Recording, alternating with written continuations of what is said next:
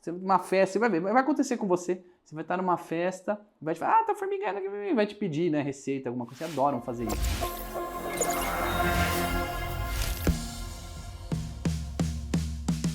Eu gosto quando vem em festa pra mim, porque eu sou ortopedista de criança, né? Ah, o que você faz? Isso acontece muito em viagem, sabe? Minha esposa fala assim, não, ele é porque é ortopedista, eu evito falar o máximo possível, mas ela pega e solta, né? Não, ele é médico, não sou médico, eu sou ortopedista, caramba. Mas enfim, tudo bem, né? Pro público em geral, ortopedista é médico. Aí vem, é ortopedista, é ortopedista, porque meu joelho... Não, mas eu sou de criança, sinto muito, né? Só cuido de criança, então eu escapo por essa tangente, tá? Mas vamos pedir pra você alguma coisa de um túnel do carpo, ou seja o que for. Então, ó, qual que é o nosso objetivo? Você que seja capaz, como sempre, né? Diagnosticar, diferenciar, realizar o diagnóstico, realizar o tratamento e aí dar o seguimento do fluxo adequado dessas doenças, certo? Muito bom. O que é uma parestesia subaguda? Então, é a sensação de formigamento, dormência, hipoestesia ou hiperestesia no território de um nervo. Ela é secundária a uma compressão. Ela é uma entidade verdadeira, tá? Ou seja, como que você diferencia uma compressão de verdade de uma coisa de origem psiquiátrica, psicológica, né? Vai respeitar o dermátomo. Vai ter ou não uma perda funcional compatível. Quando eu digo vai ter ou não, é o seguinte, não está funcionando tal músculo, tá certo, porque ele é inervado por este nervo. Não mudou nada, tudo funcional, beleza. Não, mas não está funcionando esse músculo, não tem nada a ver com esse nervo, aí deu ruim, né? Então não é compatível. Então note que o psiquiátrico não vai saber, a não ser que o cara seja médico. E mais do que médico, tem estudado isso, que é um negócio restrito pra caramba e difícil, né? Ele não vai saber, tá? Então vai respeitar, é uma entidade verdadeira, né? E às vezes você vai precisar do seu especialista, do ortopedista, para te auxiliar nos casos mais graves. Bom, a sua parestesia depende da intensidade e duração da compressão. Conforme você vai comprimindo o nervo, você vai progredindo. Primeiro tem a parestesia, depois você altera a propriocepção e a última coisa que você perde é o tato discriminativo, que é aquele que diferencia a distância de um ponto e outro, certo? Quais são os principais fatores de risco? Deixa eu colocar aqui a canetinha para eu poder riscar. Então, obesidade, ortopedistas, tudo é culpa da obesidade. Você está acompanhando as aulas até agora, você já percebeu que a gente sempre culpa a obesidade, né? Coitados. Mas é verdade, gente. O excesso de peso leva ao estado inflamatório ao tecido adiposo, sobrecarrega as articulações e realmente predispõe a isso. No caso, né, quanto mais tecido adiposo em volta do nervo, maior a chance de comprimi-lo.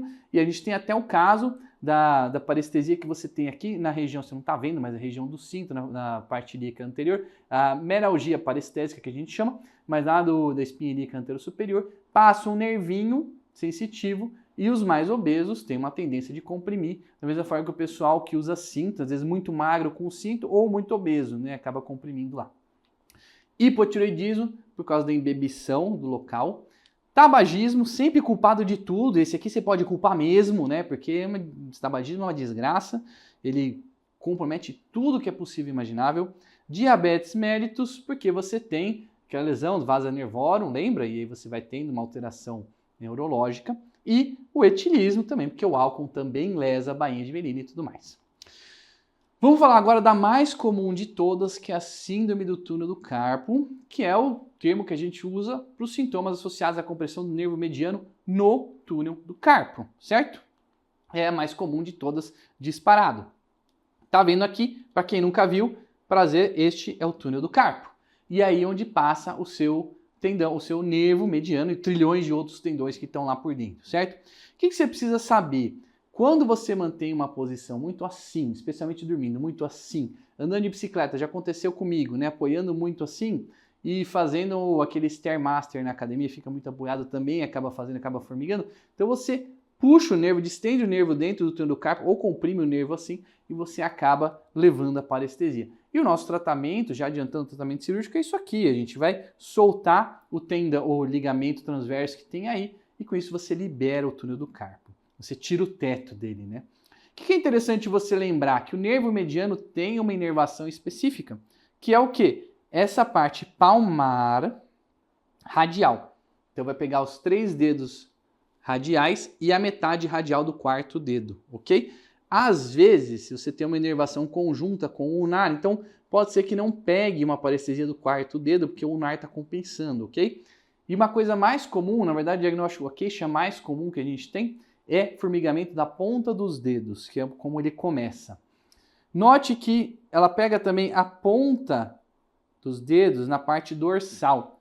O resto do dorso dos dedos, mesmo na parte radial, é do nervo radial. E os dedos ulnares, aqui, tanto o dorso como a parte palmar, são do nervo ulnar. Então, a inervação da mão ela é muito específica, por isso que eu te falei que era difícil de alguém falsificar isso aqui. Lembra que ele pega o quê? O compartimento tenar. Então, quais são os nervos que ele vai pegar? O abdutor curto do polegar, o flexor curto do polegar e o oponente do polegar. Além disso, vai pegar os lumbricais que ajudam aqui na flexão dos dedos, na adução, abdução e flexão dos dedos. Desculpa, falei errado. Os lumbricais que ajudam na extensão dos dedos. Agora sim. A extensão dos dedos, gente. Quando eu falei que mão é complicado, mão é um negócio complicado pra caramba. A gente estuda e já diria o Fogaça, estuda e vai morrer burro, né? Então, a gente estuda pra caramba disso e continua se confundindo. Os extensores, vê que coisa. Extensor do punho, beleza, estende o punho, ok. Extensor dos dedos, estende os dedos na metacarpo falângica. Olha que sacanagem. Metacarpo falângica. O que estende falange é lumbrical. É uma sacanagem do caramba. Não é sacanagem? Por que não chama, então, sei lá, por que extensor do dedo? Extensor de metacarpo, sei lá, de metacarpo falange, extensor de dedo, né? Sacanagem. Então, quem estende dedo de verdade, isso aqui é lumbrical. E aí, note, lumbrical 1 e 2, que pega o quê? Primeiro e segundo dedos aqui, na verdade, segundo e terceiro dedos, que o polegar é separado, que ele é especial. Segundo e terceiro dedos, lumbricais 1 e 2. Quem faz essa extensão aqui, quem cuida disso aqui é o mediano. E aí 3 e 4 vai ser o ulnar, então é separado. Olha que coisa, a inervação da mão é um negócio muito louco. E aí você tem variação anatômica, só para te sacanear. Mas tudo bem, pegou esses nervos, beleza? Então, especialmente compartimento tenar. Lembra do compartimento tenar? Porque você pode ter atrofia do compartimento tenar na segunda turno do carpo. Quem que pega principalmente? Mulheres, 40 a 60 anos, geralmente é unilateral, a mão dominante. Você vai ter uma parestesia no nervo, já falei território do nervo. Pode ter uma atrofia da região tenar, então eu só dei spoiler do próximo slide, né? E tem alguns testes específicos que você faz para o diagnóstico clínico. Vamos falar primeiro do clássico de todos, que é o teste de Fallen, isso aqui, né? O Fallen Hands, caso você queira lembrar, com um nome chique em inglês, Fallen, não é assim que se fala, né? Mas é a mão caída. Então, qual que é a ideia? Você vai fazer isso aqui, vai fazer a compressão do túnel do carpo, você fica assim por 1 minuto, vai formigar. Você pode também fazer o Fallen invertido, que é assim, a posição de prece, que você tem que ficar 2 minutos e aí formigar dentro desse tempo. Se não formigar, não tem túnel do carpo, essa é a ideia. Quer dizer, túnel do carpo você não tem a síndrome.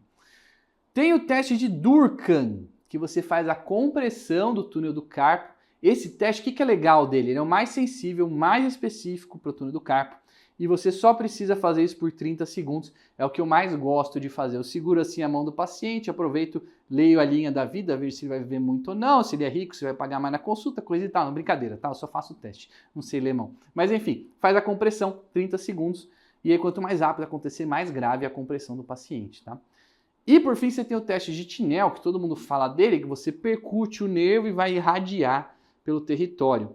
Só que o Tinel é um teste que é positivo em qualquer compressão. Então, diferente do Durkheim, que é específico do túnel do carpo, o Tinel pode acontecer em qualquer compressão neurológica ou reformação de um nervo e tudo mais.